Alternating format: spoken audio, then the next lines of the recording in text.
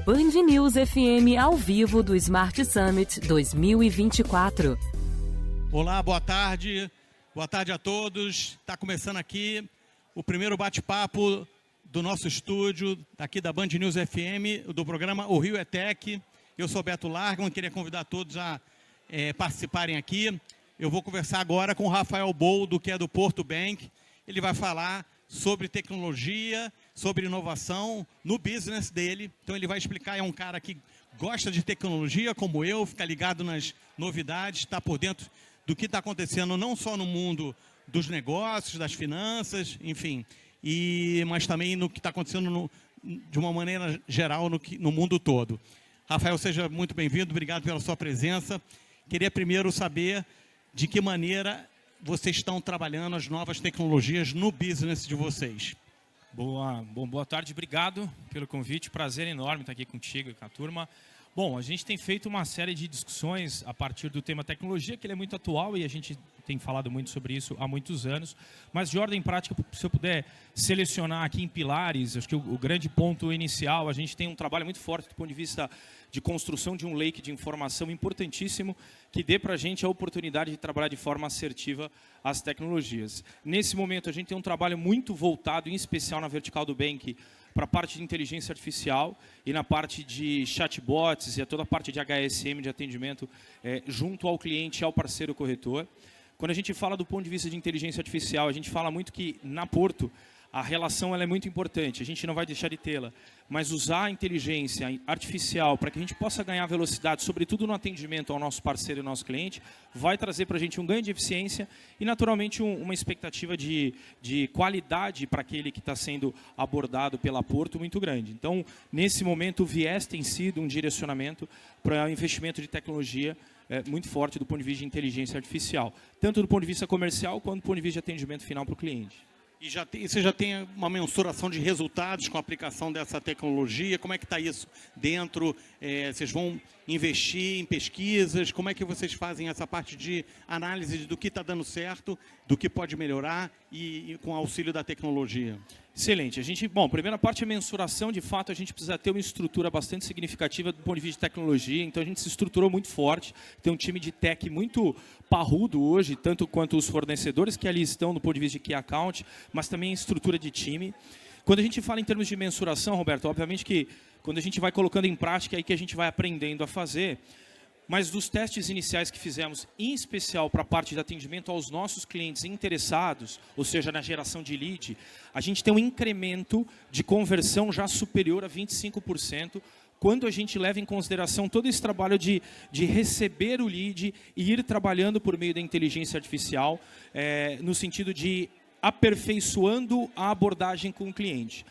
Então, essa é uma conversão recente, evidentemente que a gente vai precisar ter bastante tempo ainda para aferir. Para ter um histórico, exato, né? Estatisticamente falando, mas para esse ano, eu não posso aqui abrir os números efetivamente, mas posso dizer que é na ordem de centenas de milhares de reais o investimento muito forte em tecnologia. Então, isso é uma das coisas que a gente não vai abrir mão.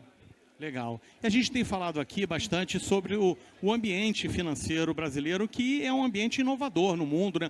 Nosso Banco Central, né? CVM, e assim, o mundo está mudando muito rapidamente e o mercado financeiro também, né? Bitcoin, criptomoedas, né? Blockchain. O que você acha e o que você pode falar para a galera, para os nossos espectadores e para quem está aqui, sobre como você vê o andamento, né? dessas mini-revoluções, né?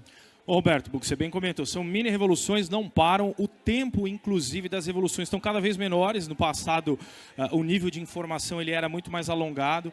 É inevitável o caminho, a gente tem discutido isso muito. Eu entendo que isso passa, sobretudo no mercado brasileiro, em alguns mercados, como a gente atua hoje, por exemplo, o mercado imobiliário, ainda uma necessidade de revolução mais intensa, em especial quando a gente fala, por exemplo, em registros de imóveis. Você tem uma oportunidade muito grande do conceito de blockchain, para você fazer um processo muito mais leve, mais liso, mais limpo. Então, eu acho que tem uma discussão muito interna também, aí falando do povo, do mercado brasileiro, da gente querer entrar muito nesse movimento, mas ele é inevitável. Então, eu entendo que não só do conceito do blockchain, mas o conceito, como você bem comentou, o Banco Central e o CVM hoje são órgãos reguladores referências mundiais, então não tem como ser diferente. E quanto mais o nível de informação tiver e mais a gente tiver a credibilidade naquele sistema, mais eu acredito que vai ser o movimento em termos de absorção das pessoas em relação a esse movimento, que é inevitável, ele vai acontecendo tal qual o tempo vai passando. Lá a gente tem uma discussão muito grande com algumas nações internacionais, então a gente tem aberto alguns benches fora, inclusive, para tentar, por exemplo, pegando como fração aqui da discussão, o mercado imobiliário tem muita oportunidade de fazer um processo mais regulatório, tecnológico, que trate de maneira mais leve, mais lisa, por exemplo, a compra e a venda de um imóvel, né, que é uma das coisas que a gente faz bastante lá. Então, é inevitável. Legal. E você, particularmente, agora vamos pegar o Rafael, pessoa física. Você, eu estava fazendo as perguntas para todo mundo aqui sobre inteligência artificial. Se não sabe, está com medo ou está animado. Eu já vejo que você está animado, que você é isso no teu dia a dia. Mas fala um pouco mais sobre como você vê isso no mercado de trabalho como um todo, assim, como no mundo inteiro, né? Tem muita gente com medo disso, né? E você está lidando com essa tecnologia e está te ajudando. Sim. E assim, isso não, acredito que não tem gente sendo demitida a rodo por conta disso, quer dizer, podem ser realocadas, né? Eu entrevistei uma pessoa que já é uma pessoa especialista em realocação das atividades dentro de uma empresa por conta de a inteligência artificial está sendo mais eficiente para determinadas tarefas, mas não quer dizer que aquela pessoa precisa ser demitida. O know-how dela pode ser aplicado em outras atividades dentro da empresa. Então, assim, um resumão para a gente finalizar aqui. O que você está achando desse momento, que é um momento de mini revoluções, mas no todo é uma grande revolução que a gente está passando, né? O Chat GPT foi a ferramenta que mais teve usuários, com adesão de usuários com maior rapidez, vai ser tudo muito rápido, né? Fala um pouco sobre isso, sobre esse ambiente meio disruptivo que estamos vivendo. Bom, eu sou entusiasta, tanto é que na minha residência mesmo, todo o processo é tecnológico em casa, então já é uma coisa que eu gosto bastante, já não é de agora. Mas outrora pensando nisso e trazendo um pouco para a realidade do momento, como você comentou, Roberto, é inevitável, é uma disrupção enorme, mas eu penso muito do seguinte: com o advento da internet, me lembro lá atrás das discussões que tínhamos, a internet vai passar por cima de todo mundo, os canais de distribuição, etc. E, na verdade, a gente percebeu que ela, na verdade, veio só para agregar num conceito de omnicanalidade como sendo uma outra alternativa e sendo a internet um meio de aproximar as pessoas. Eu penso que a inteligência artificial é igual. Ela não vem para substituir necessariamente as pessoas por si só. Embora a gente sabe que muitas das funções e algumas atividades elas vão ser eventualmente passadas pela inteligência artificial por razões óbvias do ponto de vista de ganho de eficiência, velocidade, mas as pessoas continuam, Roberto. As pessoas têm que se realocar. A relação humana continua existindo. Nunca existiu tanta concessionária, por exemplo. Falava-se lá atrás que a internet ia matar a venda de carro por meio da concessionária. Hoje tem muito. Você vê um movimento ainda da relação humana. Então, eu vejo a tecnologia e especificamente a inteligência artificial, como você comentou, como um advento, assim como a internet foi. O nível de velocidade, de fato, é muito grande, mas as pessoas precisam também saber usar a tecnologia. E para quê? Porque também você tem que discutir uma outra coisa, que é a regulamentação do uso. Puxa, como é que você usa isso? Quais são os riscos que existem, que são inerentes a uma tecnologia nova? Vejo como sendo algo inevitável, que a gente tem que tirar o maior proveito possível para continuar, mais uma vez, reforçando as relações. Eu acho que isso é uma coisa fundamental, inclusive para todas as gerações. As gerações que talvez não vão querer ter contato físico, né? Há pessoas que vão ter, e a gente tem que estar preparado para estar disponível em todas as frentes, trazendo mais facilidade, uma experiência mais positiva para as pessoas. Então, é um pouco do que a gente pensa. O exemplo da Portobank, a gente pensa muito nisso, a gente não abre mão da relação com o cliente, com o nosso parceiro corretor, que é quem distribui o canal, o assessor, mas a inteligência ela tem que vir para facilitar o teu contato, tornar o mais simples possível. E tua experiência, Roberto, ser tão positiva que você vai querer indicar, vai querer continuar e assim por diante. E não vai parar por aí. A inteligência artificial ela vem numa velocidade tão grande que é muito provável que daqui a pouco a gente vai estar discutindo outro tipo de revolução, mas nós vamos estar aqui. E as pessoas vão estar por aí. Muito legal, esse foi Rafael Boldo, falando sobre tecnologia, sobre novas experiências no mercado financeiro. Muito obrigado pela sua presença. Eu que agradeço. E a gente volta daqui a pouco com mais um bate-papo aqui no stand da Band News FM, o Rio ETEC. Valeu, um abraço, Roberto. Obrigado. Olá, sejam todos bem-vindos novamente aqui no nosso estúdio, nosso stand estúdio, aqui no Smart Summit. A gente está começando um papo com o Samir Castro, que é meio que o cara que fez essa coisa acontecer, né? Ele é o CEO da Invest Smart e esse evento já está na sua 7ª edição, então tem muita coisa que mudou. A gente vai falar um pouco sobre isso e a tecnologia, obviamente, como está cada vez mais presente, né, na vida das pessoas e no mercado financeiro. A gente vai ver aqui com o Samir o que isso impactou. Seja bem-vindo, Samir, muito obrigado pela sua participação. Queria falar um pouco sobre essa evolução, né? Esse é a 7ª edição do evento e faz um balanço para a gente, por favor, do que rolou o que aconteceu nesses 7 anos e fazer, se possível, um paralelo também como a tecnologia foi, eu acredito, ficando cada vez mais presente nos temas, nas discussões. Claro, muito obrigado, boa tarde. É muito bacana, né? A gente está na 7ª edição. A primeira edição começou como se fosse quase uma palestra, né? Era uma manhã, uma tarde para 80 pessoas. A gente tentando tratar só de investimento naquela época. O evento foi crescendo. Na época nós fazíamos num hotel, então era uma coisa bem menor, né? E o negócio foi crescendo. E hoje é o 2º maior evento de investimentos do Brasil. Claro que a gente não trata só de investimentos hoje, né? Até que o tema do evento é investimentos, empreendedorismo, tecnologia e inovação. E foi tudo conforme a evolução da tecnologia, das redes sociais. A gente foi conseguindo aumentar o evento e transformar nessa potência hoje, né? Esse ano a gente acredita que vai passar aqui por dia mais ou menos de 4 a 5 mil pessoas. Então é bem significativo, assim, né? Muito legal para o Rio de Janeiro. O nome do meu programa é o Rio ETEC. A Band News, a gente está sempre dando força aqui para a cidade. Daqui a pouco vem Chicão Bulhões, já deve estar por aí na área. Vai falar sobre cidades inteligentes. E vocês lá, então, na InvestSmart, o que vocês estão preparando? Como é que a tecnologia está presente aí nos produtos, no que vocês fazem? Eu dividiria em 3 partes, né? Primeiro, a tecnologia para o cliente final. Depois a tecnologia para o assessor, né? Que é essa função tão importante no Brasil hoje, que leva a educação financeira para todo mundo. E a terceira, a tecnologia para a empresa. Quando eu separo assim, pensando primeiramente no assessor, é muito bacana ver a evolução, né? Eu entrei nesse mercado há 11 anos atrás, a empresa está fazendo a InvestSmart, que é a organizadora do Smart Summit, né? Está fazendo 11 anos, e é muito engraçado, porque quando eu comecei lá atrás, há 11 anos, se você ia no cliente para poder abrir uma conta, você tinha que levar um formulário de 16 páginas para abertura de cadastro, e cada fundo de investimento era mais ou menos de 4 a 6 páginas para você assinar. E você ainda tinha o Know Your Customer, que é que eu conheça seu cliente, mais 5 páginas. Então, você saía do cliente com mais ou menos 52, 54 páginas assinadas para abrir uma conta e fazer uma aplicação.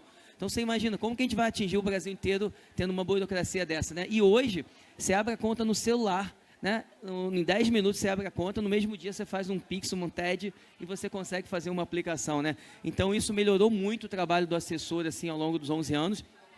Eu acho que sem essa tecnologia a gente não ia conseguir chegar no que tem hoje, que é 14% de penetração, ou seja, 14% das pessoas investidoras investem fora dos grandes bancos comerciais, né? Então, a parte de tecnologia para o cliente, para o assessor foi essa. Para o cliente final, hoje, tem muita coisa bacana, né? Você já consegue montar sua carteira automatizada, você preenche lá os seus dados dentro do sistema da XP Investimentos, já sai lá a carteira recomendada. Isso acabou ajudando, dando muito dinamismo também, né? E a gente, como empresa, pensando, né? A gente está com 1.657 pessoas na empresa. A gente tem que implementar algum tipo de tecnologia, porque senão você acaba uma hora dando ruim, né? Então, hoje a gente tem um sistema chamado Bitrix, que a gente contratou e customizou ele todo para ser um organizador de tudo que a gente tem dentro da empresa. Com certeza, essas 3 coisas mudaram muito, assim. Legal.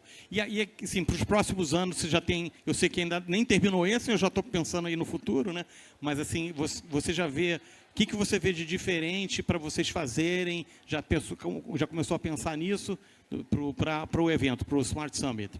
Olha, esse ano a gente já pegou todo o espaço que tinha aqui, né? Falta só um espaço que é ali embaixo. Ano que vem a gente vai ousar e pegar o espaço ali de baixo também, né? Então, a nossa ideia é transformar esse evento num evento de cada vez maior, assim. A gente entende que é muito inacreditável o que acontece no Brasil hoje, né? Você imaginar uma população de 200 milhões de pessoas, você tem 5 milhões de pessoas só que aplicam em renda variável, que conhecem a Bolsa de Valores, né? É muito pouco. Então, para você chegar nessa população, né, 10 milhões, 15 milhões, 20, 30 milhões de investidores, com certeza a gente vai precisar de muitos eventos como esses espalhados pelo Brasil, né? E hoje você só tem 2, né? Você tem a Expert, que é um evento que é organizado em São Paulo, que é o maior do mundo, e o Smart Summit aqui no Rio, né? A gente precisaria que as outras cidades do Brasil, que outros players do mercado financeiro também incorporassem para a gente levar um evento como esse para o Brasil inteiro, que aí com certeza a gente ia tentar aumentar o número de brasileiros, porque afinal a educação muda, né, a vida das pessoas, e hoje, se você imaginar que tem 6 trilhões de reais no Brasil hoje na pessoa física, tem mais de 1 trilhão em poupança, que a gente nem considera um investimento, e tem 1 trilhão num produto chamado CDB, rendendo menos que 90% do CDI, que também é uma rentabilidade ruim. Eu estou dizendo que 20%, 30% dos investimentos hoje estão ruins, né? É muita coisa que a gente tem para fazer, né? Pode melhorar muito isso aí. Pode. Né? E a função do assessor de investimentos, ela é importantíssima para gerar isso.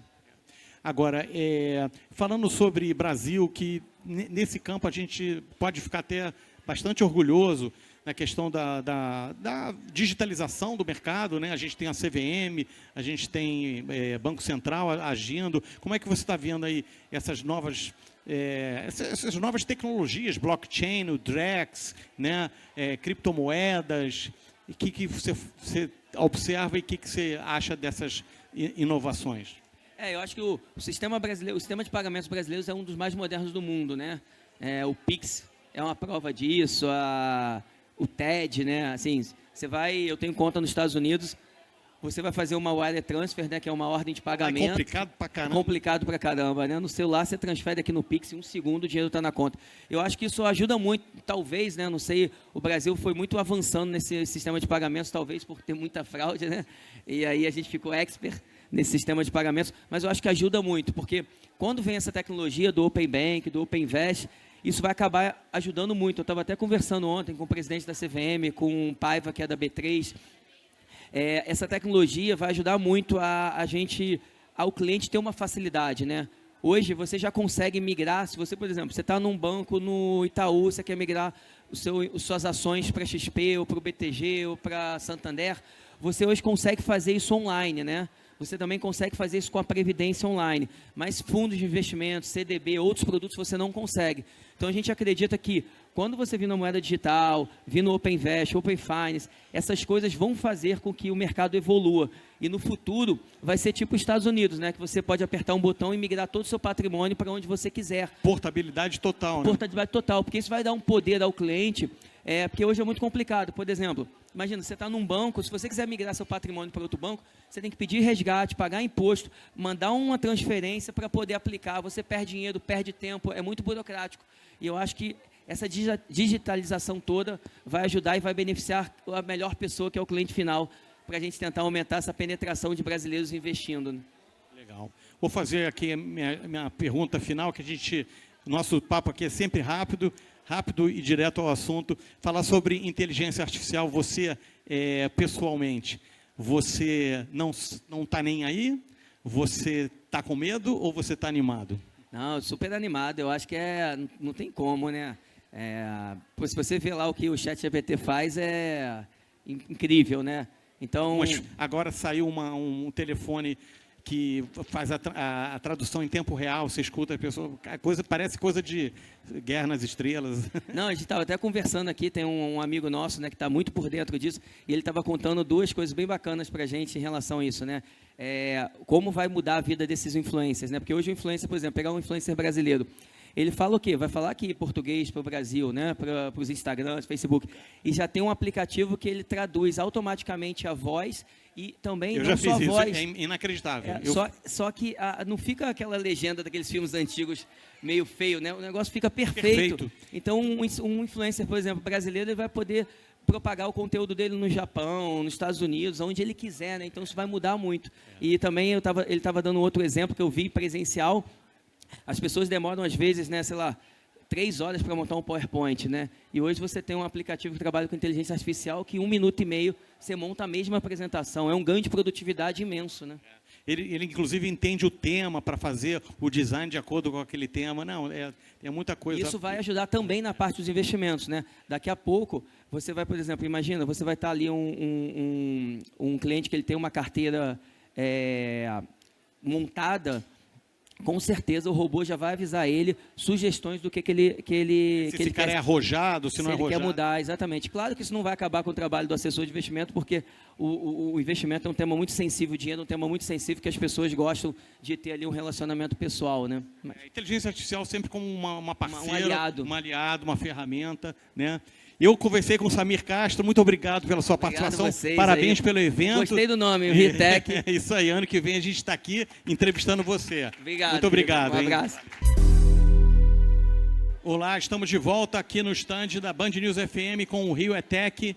A gente vai falar agora sobre energia com o Gustavo Sozzi, que é o CEO do Grupo Lux Energia. Muito obrigado pela sua presença, sua participação. Já estava aqui nos bastidores dando um aulão de energia, eu vi que eu não sei nada. Então, a galera imagina também não. Gustavo, obrigado por você participar. Vamos falar um pouco sobre as formas, né, de contratação de energia que a gente tem hoje e como vocês atuam de uma maneira a oferecer energia mais barata para os consumidores, seus clientes, não é isso? É isso mesmo. Primeiro, obrigado pelo convite, é um prazer estar aqui. A gente estava conversando aí, né, que no Brasil existem 2 modalidades de contratação de energia, né? A gente, consumidor residencial, acaba não conhecendo, mas existe o mercado livre de energia, onde 90% da indústria nacional já atua.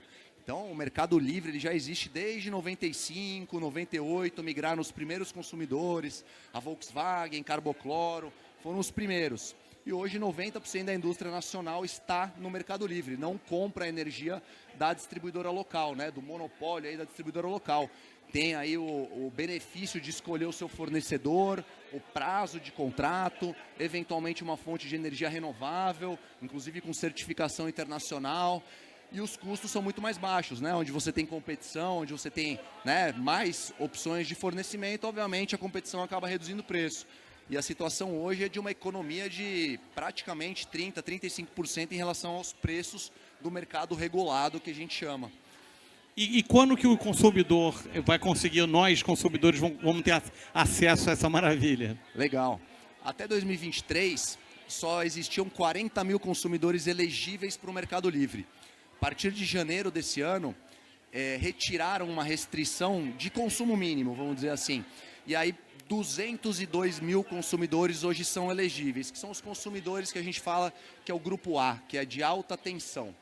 Em 2026, pelo cronograma aí do governo, o Mercado Livre vai chegar no grupo B, que é a baixa tensão comercial, que é o mercadinho da esquina, a padaria, o barzinho, enfim, comércio, lojas, né? E aí, esse mesmo cronograma coloca que em 2028 chega para nós, consumidores residenciais, a opção de escolher nosso fornecedor. E como a gente estava falando aí mais cedo, né, na Europa, em alguns estados dos Estados Unidos, como Texas, Califórnia, o mercado ele é 100% livre.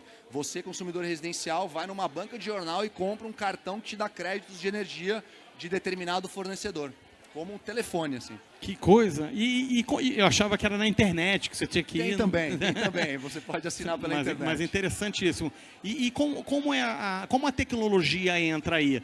Tanto no business de vocês, para vocês verem o melhor preço para aquele cliente, e a questão dos medidores, né, que são muito arcaicos, talvez para isso. Como é que precisa de medidores mais sofisticados? Sem dúvida.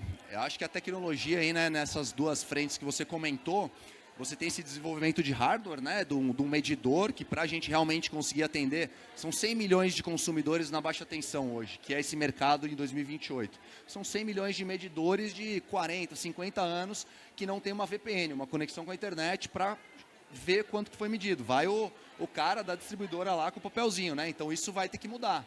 Então está havendo aí um investimento, pesquisa em telemetria, né, que a gente chama de medidores, para conseguir reduzir custo e atender aí essa abertura do Mercado Livre a um custo baixo por medidor, né? Essa parte de hardware.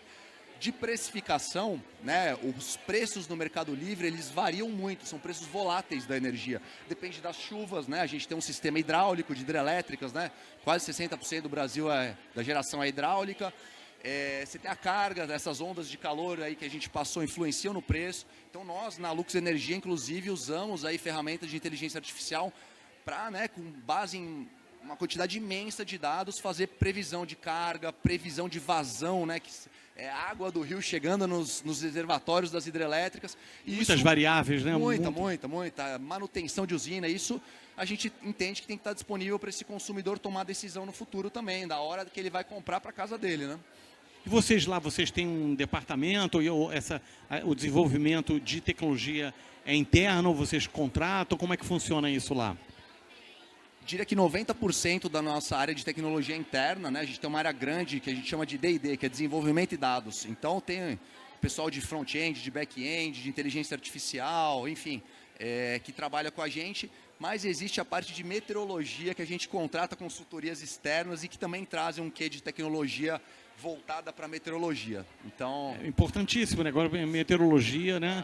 E assim, é uma ciência que ainda está longe de ser exata, né? Impressionante, né?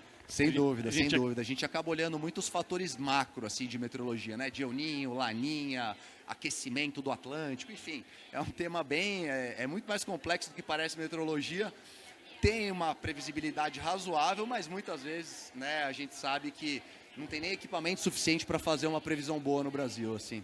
Não, eu imagino que vocês tenham que da mesma forma que a gente diversifica investimentos, vocês devem diversificar, cara. Não vamos jogar tudo no hídrico, vamos no solar, no eólico, sei lá, né? Porque um pode dar ruim numa determinada hora, né?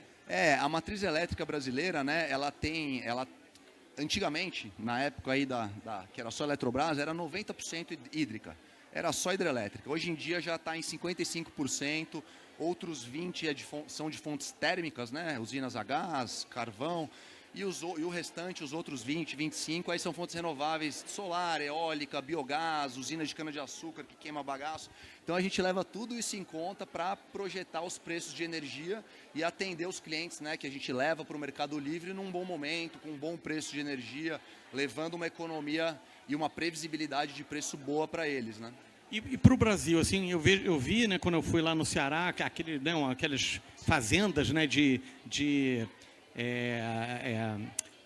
Eólica, né? eólicas, né? E também as solares. Para o Brasil, na tua visão, o melhor é essa mistura ou a gente tem uma vocação para determinada energia? O que você acha? Como a hídrica, né, que mostrou recentemente ficou meio mal por causa dela, né? Mas é a mais limpa, não sei o quê, né? Foi. Em 2021 a gente chegou bem perto aí de um segundo racionamento que ocorreu em 2001 e 2021. A gente quase teve esse problema. Mas de lá para cá mudou muito, né? A gente teve um crescimento enorme da eólica e da solar, que são muito complementares à hídrica. A hídrica acabou virando, de certa forma, uma bateria, né? Porque a solar e a eólica a gente chama de fontes intermitentes. Elas geram quando venta ou quando faz sol. A hidráulica você consegue armazenar água no reservatório, então você usa só quando realmente precisa, quando parou de ventar ou parou de fazer sol. Então são fontes complementares e a matriz do Brasil atualmente é uma das matrizes mais limpas do mundo, né? 20% só é de fontes térmicas, todo o restante renovável e complementar. A gente é realmente abençoado assim, no país por ter tanta opção e diversificação, né, na matriz energética. E o biogás no Brasil tem futuro? Como é que está isso? Existem vários aterros sanitários que produzem biogás. Inclusive aqui no Rio de Janeiro existe um enorme aí que eles captam o metano do lixo, né? Faz uma cobertura no aterro sanitário, capta esse metano e queima ele num processo aí térmico para gerar energia. Também existe, né? Vai perto do tamanho das hidrelétricas, não é um negócio enorme, mas enfim, uma geração super sustentável aí, né? Consegue aproveitar o lixo para gerar energia, então E eu escrevo muito sobre isso na internet, nas minhas colunas. Eu vi algumas coisas que me pareceram muito interessantes, mas que acho que ainda são muito incipientes. Eu vi um de algas, acho que num deserto, que produz energia através de algas. Eu vi, tem essa energia das marés na Inglaterra, né, Sim, são novas Mar do Norte. São novas tecnologias aí, nenhuma eu acho que ainda é financeiramente super viável. Aqui no Brasil a gente tem uma nova aí que é muito bacana, que são das usinas de cana-de-açúcar. Eles já usam o bagaço para queimar e produzir energia elétrica. E aí tem uma sobra, tem um negócio que chama vinhaça, que sobra desse processo, que é um lixo. E aí eles estão começando a colocar bactérias para fermentar essa vinhaça, gerar o metano e queimar esse metano. Esse lixo virar energia. Então isso é um produto, um negócio totalmente nacional, que a Raiz e empresas aí que tem uma geração grande aí, né, uma produção de cana-de-açúcar estão fazendo. É bem legal. Mas a bola da vez é a bateria agora. Foi a solar, né, que agora já se viabilizou economicamente, a bola da vez é a bateria, que realmente é onde estão todos os olhares aí para o desenvolvimento. Entendi. E o carro, né? Eu sei que não é exatamente a sua área, mas a gente vê uma implementação bem devagar ainda no Brasil. Na Califórnia, por acaso eu tive há um ano atrás e fiquei muito impressionado. Né? 70% dos carros que eu vi eram elétricos, uma coisa impressionante. O que falta no mundo para isso acontecer? É o hidrogênio entrar na equação? Eu acho assim, né? A primeira coisa para o carro elétrico ser sustentável é ter uma matriz energética renovável. No Brasil nós temos isso. Então aqui no Brasil, de fato, o carro elétrico ele vai ser abastecido de uma matriz de hidrelétricas, de solares e eólicas e vai rodar com uma energia limpa. Faz todo sentido aqui. Faz todo sentido aqui. Eu acho que falta realmente, como houve, né, para a fonte eólica, para solar, talvez para o carro elétrico um subsídio. Né? Acho que a grande dificuldade hoje de um carro elétrico no Brasil é o custo. Né? Ele tem um custo talvez quase que o dobro, né, de um carro a combustão. Obviamente, isso vem barateando, as baterias estão barateando, os componentes estão barateando. E a infraestrutura também, tem pouca infraestrutura. As fábricas estão vindo, né? A BID agora, a BID agora está vindo para o entrando Brasil. Pesado. Aqui no evento, né, a gente tem aqui os carros de exposição também, carros elétricos. Isso. Então, eu acho que está chegando, né? A gente está um pouquinho atrás, mas eu também estou achando que agora está chegando bem. Bom, eu conversei aqui com o Gustavo Sozzi, papo sobre energia, muito legal, obrigado pela sua participação. A gente volta daqui a pouco, Chicão Bulhões vem aí, também falando sobre cidades elétricas e também carros elétricos. Muito obrigado. Valeu, obrigado Gustavo. Valeu. Olá, estamos de volta aqui no stand estúdio da Band News FM, no Rio ETEC. E hoje, agora, a gente vai falar sobre Rio mesmo e tecnologia mesmo. É o meu convidado mais adequado ao nome da coluna, que eu vou falar agora com o Chicão Bulhões, que é secretário de Desenvolvimento Econômico, Inovação e Simplificação do Rio de Janeiro. Tudo bem? Seja bem-vindo, Chicão. Tudo bem, obrigado. É um prazer estar aqui de novo com você, né? Acho que a Band saiu na frente das outras emissoras e fez esse Rio ETEC, que é exatamente a agenda da cidade do Rio de Janeiro hoje. Então, parabenizar a Band também por esse movimento. Legal. Chicão, você vai falar aqui, já falou agora sobre cidades inteligentes. Queria que você explicasse um pouco esse conceito, quais são os pilares, né, que definem uma cidade inteligente para os nossos espectadores, e depois a gente vai fazer essa correlação com o Rio de Janeiro. Legal. Bom, acho que a gente teve a oportunidade de conversar hoje bastante aqui um pouco sobre esse conceito, né? Acho que foi trazido o conceito de bem-estar, de adaptabilidade, de um olhar que de fato entregue para o cidadão um serviço público eficiente.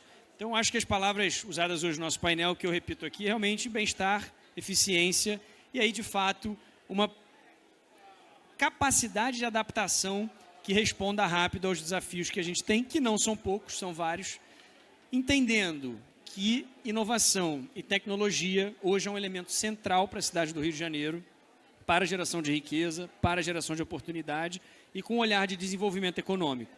A gente acha que no Brasil falta um pouco isso, esse olhar de como é que a gente transforma conhecimento em tecnologia e, consequentemente, em negócios, e como é que a gente cria esse ambiente de negócios favorável para que isso possa prosperar e trazer soluções para que a gente possa enfrentar os desafios complexos que a gente tem do dia a dia da cidade, de uma cidade complexa como é o Rio de Janeiro, mas também aproveitando essa complexidade e diversidade para gerar riqueza, oportunidade e atração de novos investimentos para cá, justamente nessa linha da inovação e da tecnologia. Então, acho que, disse lá e repito, a cidade inteligente é que não é burra, e a cidade inteligente que não é burra é que aprende rápido. Não é a cidade que não erra, não é a administração que não erra, mas que cometendo o erro e aprendendo no processo, resolve rápido e, de fato, busca a solução e não fica vivendo daquele problema, daquele erro reiteradamente. Então, essa é a visão que a gente tem hoje de construção.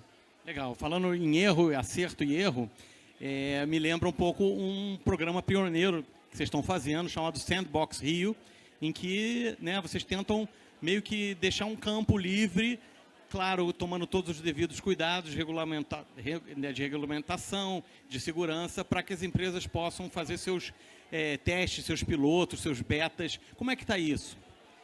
Exatamente isso. A cidade do Rio hoje é pioneira no Sandbox. Outras cidades estão até copiando esse nosso programa, que é basicamente, se você tem um serviço novo, se tem um produto novo e você quer testar no ambiente urbano, o que acontece muitas vezes, historicamente, é que as pessoas saem testando.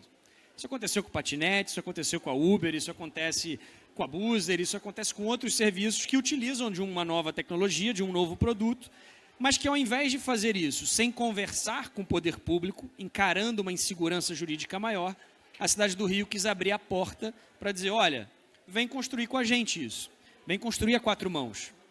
Então, na primeira rodada do Sandbox, nós tivemos a Ambev fazendo entrega com o Speedbird, que é basicamente, ao invés de usar caminhão, eles estão usando drones na cidade para entrega dos seus produtos, basicamente, e principalmente cerveja, principalmente as bebidas. Então, se você tem que entregar num dado restaurante, num last mile ali de alguma coisa da empresa, eles já estão usando hoje esse Speedbird no nosso projeto Sandbox, e a gente vai aprendendo junto quais são os efeitos na cidade.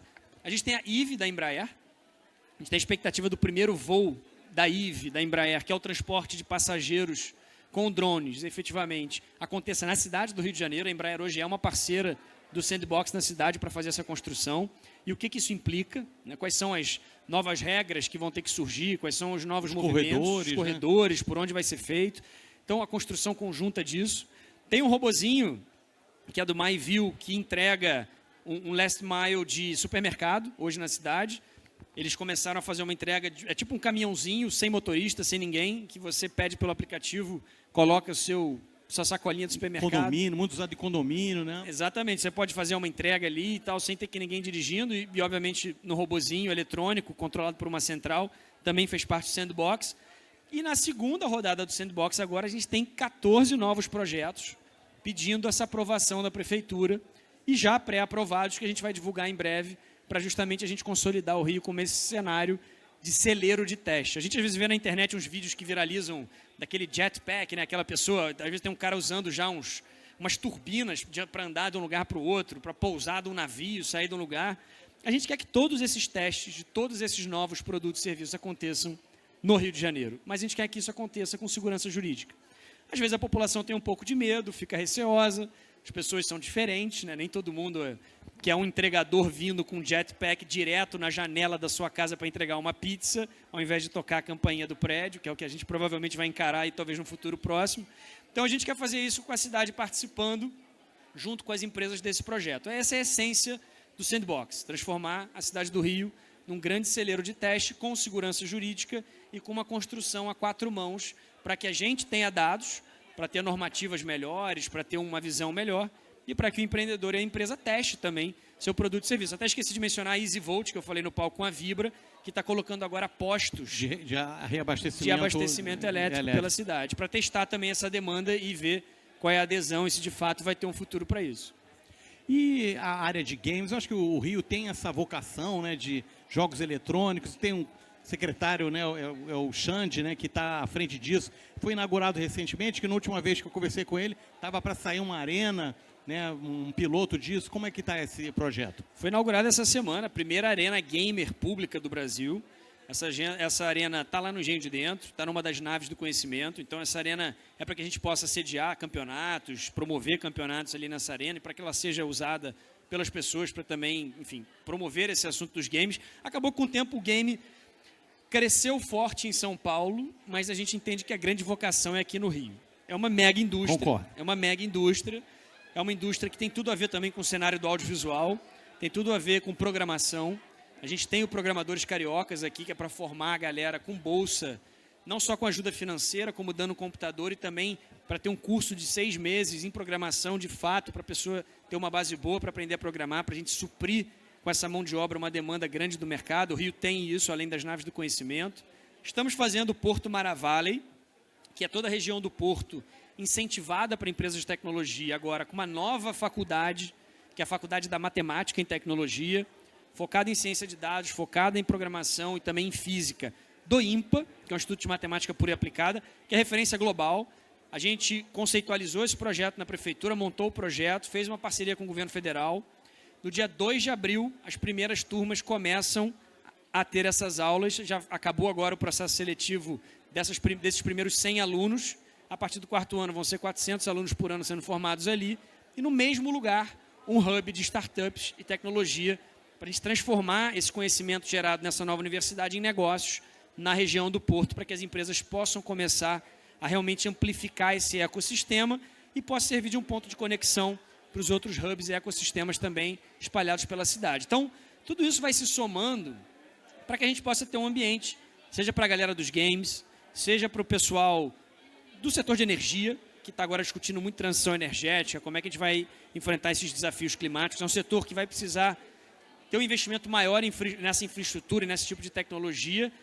Inteligência artificial, falando de matemática na veia aqui, que obviamente conversa com essa parte dos algoritmos de inteligência artificial. A gente quer sair na frente também nesse tema e criar essa circunstância aqui no Rio de Janeiro. Temos grandes eventos acontecendo, além aqui desse de hoje. Temos o Rio Innovation Week, temos o Web Summit, um dos maiores eventos do mundo, temos o Rio 2C, temos outros eventos relacionados a blockchain e cripto também acontecendo na cidade. Então o Rio já está se consolidando e alguns rankings estão colocando o Rio como ecossistema mais promissor e mais aquecido desse cenário de tecnologia e inovação. Então as coisas estão acontecendo. A gente só espera que a sociedade abrace bem essa pauta, que seja uma pauta da sociedade para que isso possa prosperar ao longo do tempo. Legal. Chicão Bulhões falando sobre o Rio de Janeiro, os planos aí da Secretaria de Inovação e muita coisa bacana que a gente pode ver já no pipeline, né, já acontecendo e mais para frente também. Obrigado pela sua participação. Obrigado. Obrigado. Essa é a última participação nossa aqui no Smart Summit. Queria agradecer a todos a presença e a todo mundo que ajudou. Obrigado. Obrigado, valeu.